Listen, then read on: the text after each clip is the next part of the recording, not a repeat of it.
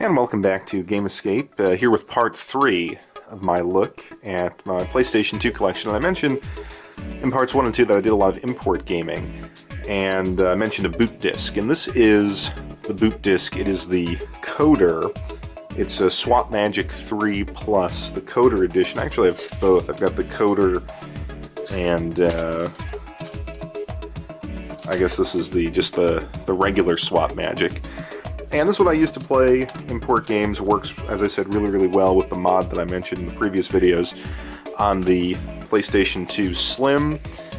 You have to look around for these. These are not readily available on Amazon or even eBay, but they are floating out there, and I know that I guess you can use these to, like, I guess download games or something like that and play them off of a disc, but as a pure solution for playing Japanese games, they work really, really well. There's one disc for CD-based games and one disc for DVD-based games. Really, really good solution.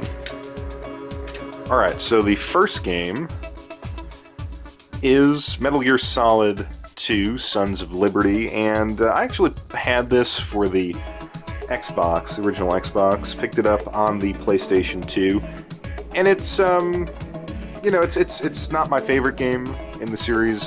That's obviously, as I mentioned before, Metal Gear Solid 3, but for $1.99 that I paid for it, it was just nice to have it on the PS2. Next up, a garage sale purchase for $1, Neo Geo Battle Colosseum. Haven't spent too much time with this. This is just I guess, kind of like a remix of the King of Fighters series. I mean, it's not a King of Fighters game proper, but it's that sort of idea. 2-on-2 fighting, classic 2D SNK graphics. Good pickup for $1. Continuing with this recent wave of garage sale purchases is a game called Mojo, and this is a kind of like a marble-based game, or perhaps even a kind of like a pinball game, and it's actually interesting because this game is made by the people who make Pinball Arcade, Farsight Studios. This is one of their early ventures into that type of game. I haven't played it yet, have not had the time, but for a really cheap price, this was a nice pickup.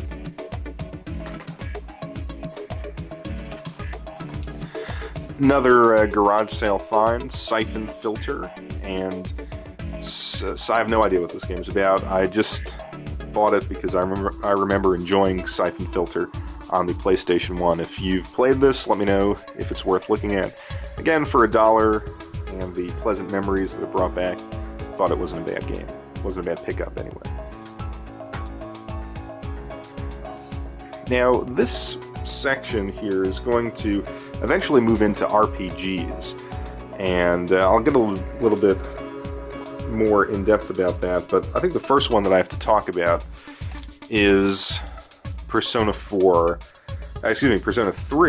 the FES version.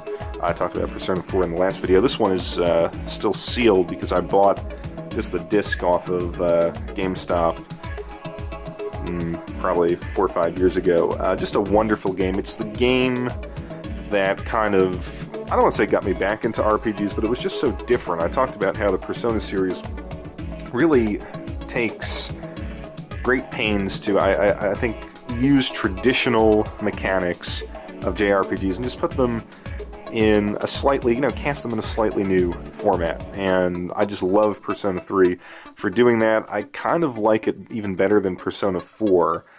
Maybe it's just because of the pure nostalgia that this was, kind of one of the best RPGs for me on the system, and some of the most fun that I've had gaming on the PlayStation 2. So, Persona 3, definitely recommended. Next game on the list is MLB Power Pros, and what this basically is kind of like a chibi-style or a kid-style baseball game with an MLB license. It is put out by 2K Sports, but it's that classic Japan-only Konami baseball game. It's the same system that we see in Pro Yaku Spirits, which is the Japanese Baseball League, the official game of the Japanese Baseball League, and then of course this series has been out dating back all the way to the Super Nintendo. I think it has a great visual style. it seems like there's a lot of options and just a lot of interesting takes on the game of baseball, and I think probably like a little RPG system. But I've always found it hard to control the batting. It's kind of like a free-roaming cursor in the box, and it has to be very, very precise, and I've just never put the time in to kind of learn this system. But if you can find it for a cheap price, it's definitely an interesting take on baseball. What can I say about Gran Turismo 4? Just a wonderful game. I never actually played Gran Turismo 3. I don't know why, but I remember I got this shortly after release day and had fun with it for years to come. So everything that has been said, that can be said about Gran Turismo has been said, but if you haven't played this one and you have a PS2, check it out.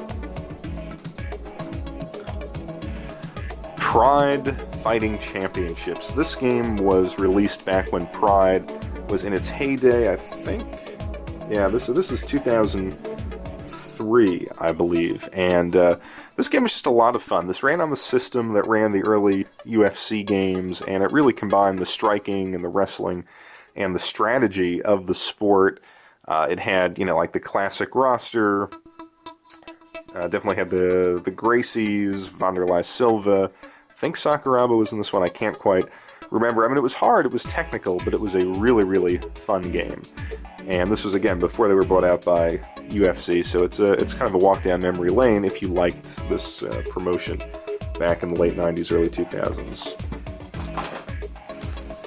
Another Japanese fighting game, K1 World Grand Prix 2005. A very, very competent kickboxing game.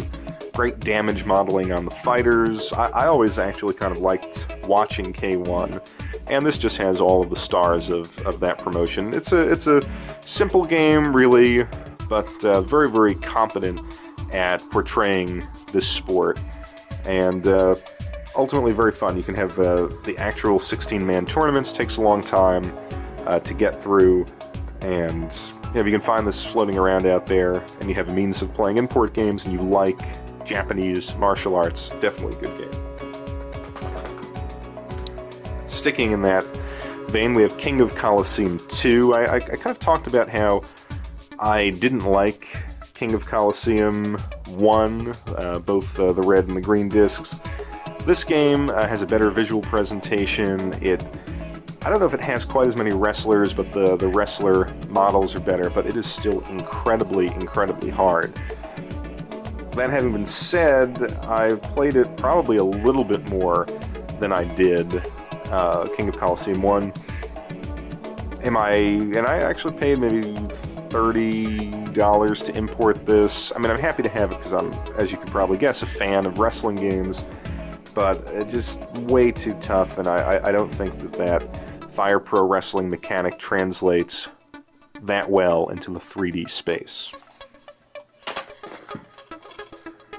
Another wrestling game, a game that I was so pumped about. I remember reading about this, Showdown Legends of Wrestling from Acclaim, and this, there was I think there was Legends of Wrestling 1 and 2, and this was probably the third in the series, and it just seemed like a great idea. All the wrestlers who were not under contract to WWE at the time, appearing in one game with kind of like action figure-like styling, and a lot of classic wrestling arenas, which were really rendered well.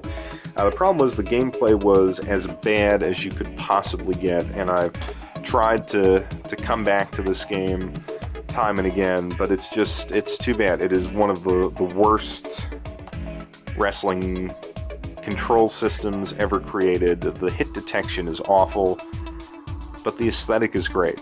It just captures 80s wrestling and some 70s wrestling, but 80s wrestling at its best. I mean, it's, again, one of the best looking games if you like the art style that it's going after, the kind of Hasbro wrestling figure style, which I do, but terrible gameplay. Cannot recommend this one. Alright, Winning 11, now known as Pro Evolution Soccer, a great soccer game, really my favorite, not this particular one, but just generally my favorite soccer series, and Winning 11-9 was, I think, one of the better early entries. Played it a ton on both the PlayStation 2 and the Xbox. Alright, Phantom Brave, Nipponichi RPG. I just played the tutorial on this. I guess it's supposed to be a strategy RPG. It didn't do it for me initially, not to say that it's not a good game. If you're an RPG fan, I know some of you out there who watch these videos are, let me know if this is worth going back to. I'm not sort of closed-minded about it, it didn't grip me initially, and I just didn't have the time to go back to it. Simple 2000 Mahjong. This is a Mahjong game. It's not really a strip Mahjong game in the way that a lot of arcade Mahjong machines are, but basically the idea is you play against a buxom beauty, and it is one of those fantasy Mahjong games. You get, incredible once-in-a-lifetime hands, and you have to try to beat this beautiful woman who also gets incredible hands. It plays very, very slow, and it's just really wasn't for me, which is a shame because the Simple Mahjong series, I think it was Simple Mahjong 1500 on the PS1, was just a terrific Mahjong game, one-on-one Mahjong game. This just didn't do it for me. Pachipara 11, a really, really good Mahjong game, Pachinko game with an RPG mechanic. I talked about this in my Pachinko video, my sort of retrospective on the Pachinko genre, so I won't say too much about it here, but as far as those kind of games go, this was pretty good. Grand Theft Auto 3. This was really my first introduction to the system. As I think I talked about in one of the other videos, my college roommate got this. He got the system like shortly after it was released and picked up Grand Theft Auto and I think Madden 2001, and we just played the heck out of both of those games. I remember he left for a weekend and I was there and I had free access to Grand Theft Auto 3 and played it probably for about 12 hours straight. It was just a wonderful experience, and it really sold me on the system. I unfortunately, like I said, I sort of moved away. I was in Europe, and I couldn't buy it right away, but when I got back, and when I graduated, and when I had the chance to buy a PlayStation 2, it was this game that I picked up. Just an absolute classic. So now we're going to jump into kind of the RPG section here. And we have the Digital Devil Saga. I have both of them. Digital Devil Saga 1 and 2. Again, this is a time issue. This is one of the things that you'll notice about me when it comes to RPGs. I love the JRPG genre, but I just don't have the time to play through a lot of these. I found these on eBay, I think bunched together at a pretty reasonable price, so I bought them, played maybe an hour of Digital Devil Saga 1, haven't gone back to it, but I know people love these, so I do, at some point in my life, want to get to both of these games. Guilty Gear, okay, so this is not an RPG, but a really good fighting series. I think this is a case where the Xbox did it better than the PlayStation as far as loading times and the fluidity of animation, but a good game from Arc System Works.